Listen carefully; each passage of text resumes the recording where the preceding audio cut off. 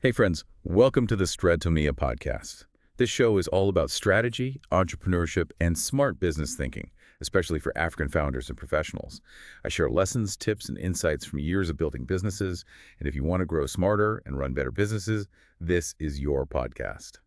Today we'll be diving into one of our blog posts about something really fundamental for anyone in business in Ghana, especially our SMEs. That's right. We're getting into the crucial role of the business plan. It's, often dismissed as just paperwork, something banks make you do. But the source we're digging into today argues very strongly, actually, that it's totally non-negotiable. Exactly. We're looking at an article called The Unshakable Foundation, Why a Solid Business Plan is Non-Negotiable for Your Ghanaian SME. And our mission here, really, is to pull out the key insights from this piece to show you, our listener, whether you're starting out or scaling up, why this deep thinking about your business isn't just a nice to have, it's pretty essential for building something that lasts, especially here in Ghana's dynamic market. Yeah, and the article starts with a brilliant analogy, super relatable. It asks you to picture two trotro drivers in Kumasi. One just, hops in, heads vaguely towards Kajetia, figures maybe they'll pick up passengers along the way, sort of winging it. The other one, they've got a specific route plan, they've thought about fuel, peak times, maybe even have a daily earnings target. Right. So navigating those incredibly busy Kumasi streets, which driver is actually more likely to succeed, to hit their goals efficiently?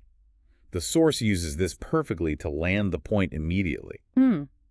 It's the one with the plan, the one who thought it through. And that's the core argument, isn't it? Challenging that idea that a plan is just for getting a loan. The article really pushes back, saying that's like trying to build a house without a blueprint, just hoping it stays up. It's less about the final document and more about the thinking behind it. That process forces clarity, focus. And ultimately, it really does boost your chances of building something sustainable. The document is just the proof you did the thinking. Okay, so let's really dive into the why.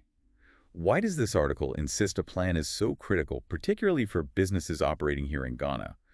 The first big point it makes is how a plan creates, clarity out of the everyday chaos. Oh, absolutely. Running an SME, especially here, can feel like nonstop juggling, right?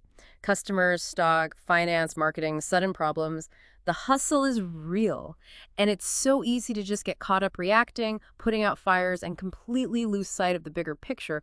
Where are you actually trying to go? Exactly that feeling. Being pulled every which way, the plan acts as an anchor. It makes you stop, step back, and actually define clearly what your main goal is and what specific steps you need to take to get there. It helps break down that maybe big, ambitious vision, like becoming the, best waakye seller in Adam, the article suggests. It forces you to think about the smaller pieces. The source calls them atomic components. Who exactly are your customers in Adam? What makes your waakye unique? Maybe it's that amazing stew. How are you going to reach those specific people? What resources do you absolutely need to make it happen day in, day out? And that clarity is powerful because it then guides your day-to-day decisions. Should you buy that expensive new pot now? Should you expand delivery this week? Does it actually align with your main goal for this quarter? The plan gives you a logical way to evaluate these things instead of just gut feel or panic. Yeah, and the article throws out a direct challenge, doesn't it? It asks you, the listener, can you, right now, state your primary business goal and maybe the top 3 steps for this quarter? If that's a struggle, it's maybe a sign that some of that planning thinking is needed. Okay, so you've got internal clarity. The next big thing the plan forces, according to the article, is looking outward. You absolutely have to understand your market. Right. You could have the most brilliant idea, the best product, but if you don't really get who needs it, why they need it, and where they are in Ghana's diverse market, you're basically operating blind. And that's incredibly risky. So the plan demands real market analysis, not just theory, but practical digging. Looking at your potential customers, who are they really? Studying competitors, not just the big guys, but the ones right next door, whether you're in Oforikrom or Bantama or wherever. What are they doing well? What are they missing? Are there unmet needs? And the advice here is very practical. Don't just assume. Go talk to people. Watch how they behave, how they buy similar things now. Look at what competitors charge. Understand local preferences, challenges, things like how mobile money impacts payments or, seasonal demand for certain things. Doing that work makes a huge difference. It helps you tailor your product, price it right, focus your marketing budget, so you're not just shouting into the void hoping someone hears. You're serving real needs you've actually identified. That's how you build something solid. And that market understanding, it has to connect to the money, right? Which brings us to the third point. The source hammers home. The plan maps out your financial journey. Yes. Money, the lifeblood. A plan makes you get brutally honest about the numbers, estimating startup costs, rent, registration, initial stock, everything. Forecasting sales, but realistically based on that market knowledge we just talked about.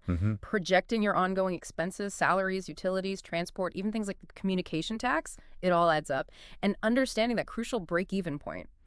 When do you actually start making a profit? So in practice, this means listing every single cost. Yeah. Even the small ones, because they definitely accumulate. Yeah. Thinking about how money comes in cash, Momo, bank transfers, and any associated fees. And critically, projecting your cash flow.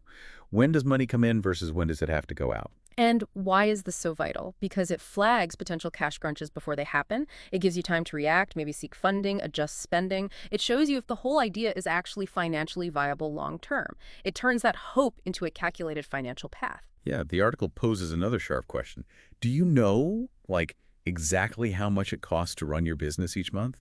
And where every CD is coming from? That's fundamental. Yeah. Okay, point 4. This is the one people often think of first, but the article frames it a bit differently. The plan as your credibility statement. Right. Often the main reason people finally write one down.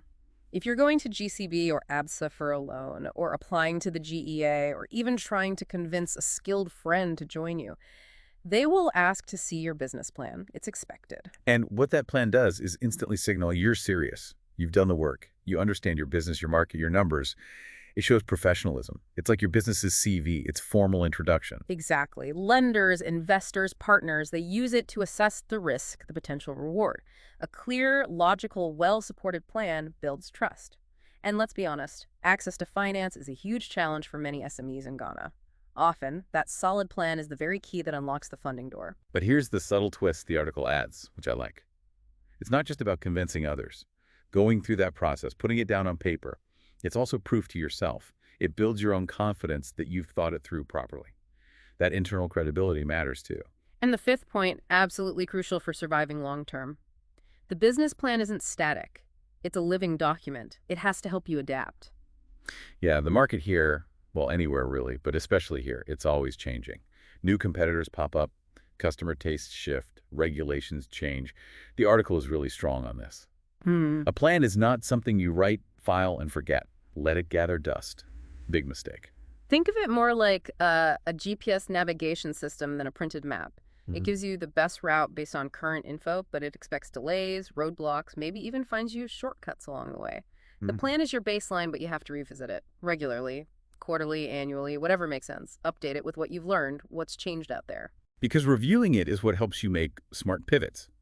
Did sales match your forecast? No. Okay, why not? Let's look at the plan's assumptions. Is a new opportunity emerging? Does it fit your core goals? The plan gives you a framework to adapt strategically, not just, chaotically reacting to stuff. That's why this living document idea is so important. It encourages proactive management, not just firefighting. It keeps you focused on the long-term vision while helping you navigate the short-term bumps. Okay, so listening to all this market analysis, financial projections, it might feel a bit daunting, especially if you're just starting. But the source offers some really down-to-earth advice. It says, look, you don't need a 50-page formal document from day one. Start simple. Yeah, it suggests 4 really concrete first steps, just to get the ball rolling. First, write down your core idea. What problem? For whom? Simple sentences. Second, identify your first few ideal customers. Who are they really, and how will you reach them? Maybe just 1 or 2 ways initially. Third, estimate your basic costs for, say, the next month.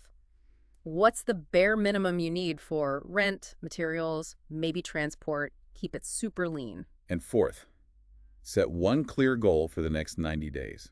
Just one. What's the most important thing to achieve? Those 4 steps build a basic foundation. Use language that makes sense to you. Don't worry about fancy jargon yet. And yeah, later when you're ready to flesh it out, resources from GEA or online templates can definitely provide structure. So wrapping this up, the main takeaway from diving into this article is pretty stark, isn't it? In Ghana's business world, just hoping for the best, relying only on passion, it's not really a strategy for long-term success. No, a solid business plan seen as that thinking tool, that living guide. It's your essential blueprint. It creates clarity, helps you navigate, unlocks resources, and crucially helps you adapt. It really does help turn that initial entrepreneurial fire into something structured, focused, and much more likely to withstand challenges. The message is clear. Don't treat it like optional homework. Make it that non-negotiable foundation. Start with those simple steps today. And maybe a final thought to leave you with, drawing from that living document idea. If your plan is meant to evolve because the market evolves, what does it mean if you don't revisit it? Does it mean your business is just standing still? Or could it actually be moving backwards as the world changes around it? Definitely something powerful to think about as you build your own success story here. Thanks for joining us on this deep dive.